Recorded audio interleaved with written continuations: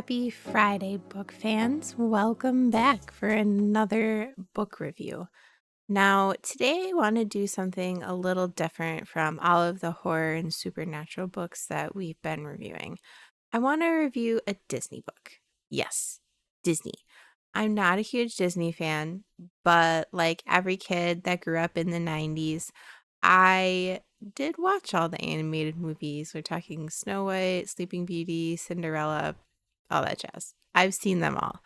So, on another random trip to the bookstore, I found this book. Well, it's more like a series written by this author, and it gives you, I guess, more backstory behind the Disney movies. I thought, okay, I really like The Little Mermaid. The Little Mermaid was one of my favorites when I was a kid. And on the front cover of this book is Ursula. So I thought, okay, let me just give this a try. It doesn't sound too bad. Well, you guys, it was actually pretty good. So we're going to talk about it today. And that book I am referring to is called Poor Unfortunate Soul, and it is by Serena Valentino. Now, like I said, she's got a whole series of these books. I think there are maybe 15 in all. Don't quote me on that. I will double check and make sure that's true. I've only read this one, but I have a couple of the other ones because after I read this one, I thought to myself, okay, yeah, I want to read more. So, good sign, right? So, what's this book about? Yes, The Little Mermaid. But what's it about in that context? And it's basically stays true to the movie, but gives you more insight into why Ursula did what she did, perspectives from other characters, and it also adds you other characters involved in the plotline from other Disney movies. So they reference Beast from Beauty and the Beast. They reference Maleficent. She's also involved in there. The Odd Sisters. It was very interesting to see this tale of these Disney characters all woven together. So yes, plot is the same. Ariel agrees to give her voice to Ursula, to try not to sell her soul so she can win over Prince Eric. All of that is the same.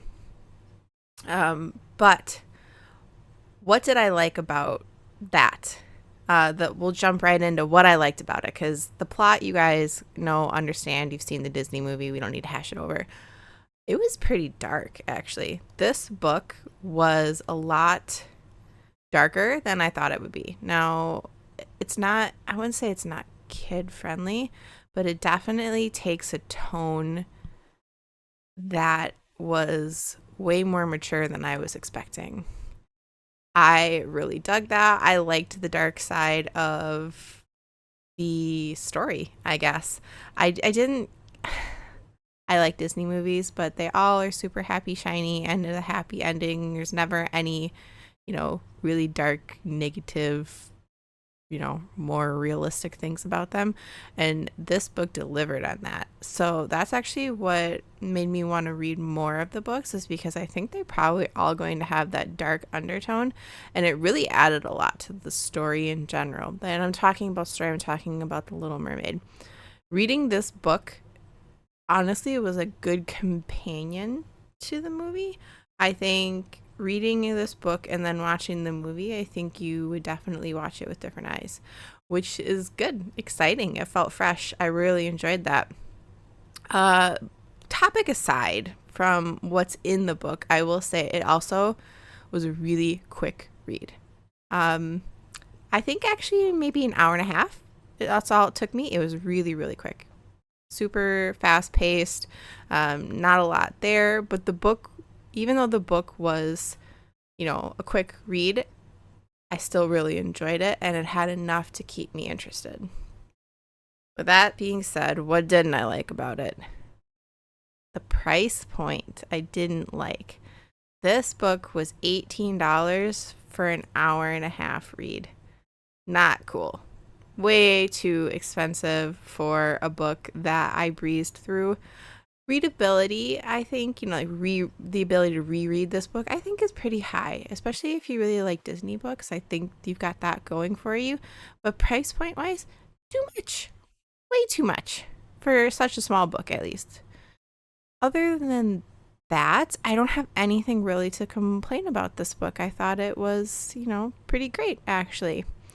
So we'll just jump right into the rating then. We're kind of cruising right along today, huh, guys? My rating for today, 3 hearts. I'm not going to give a 4. I don't think it warrants a 4.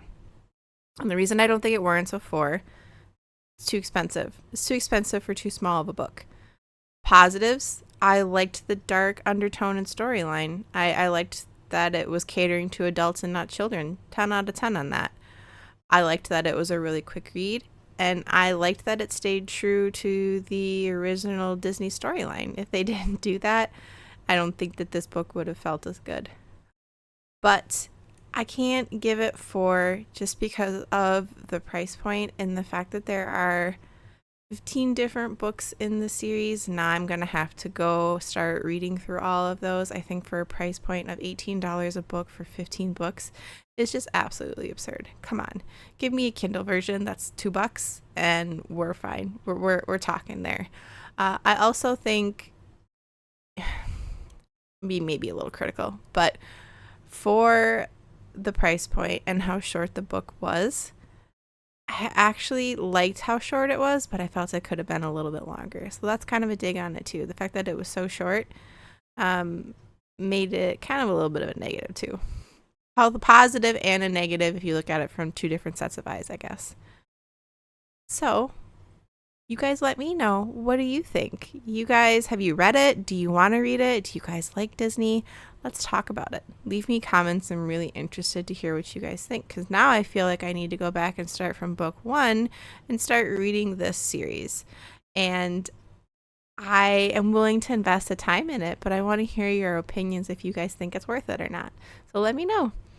And with that, please, you guys, have a very happy weekend, and I will see you next Friday for another amazing review. Have a good weekend.